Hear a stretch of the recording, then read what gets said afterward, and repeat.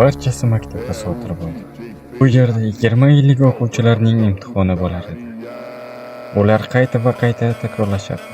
Kimdir imtihondan o'ta olmasa, yaxshilikcha qolishi mumkin-di. Ya'ni meni nazarda tutishardi. Men so'zimning boshqa dunyoda o'tib qoldim. Bu dunyo deyarli meni dunyoyim bilan bir xil.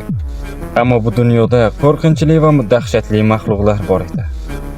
Va shunga yarasha u yirtqichlarga qarshi chiqa oladigan odamlar ham bor edi. Ularni sehrli qobiliyatlari uyg'onardi. Albatta hamma 16 yoshida o'z qobiliyatini uyg'otardi. Bu qobiliyatlar turli xil edi. Moviy sayyora reytingga ko'ra ular 9 darajada bo'linar edi. Eng zaif ovchilar F yoki D bo'lishi shart edi. Ammo men E darajali edim va mening qobiliyatim esa E darajali elektr. Kuchsiz. Uning kuchi elektroshok bilan deyarli bir xil edi. Va mening sinfdoshlarim har doim meni ahmoq qilardi.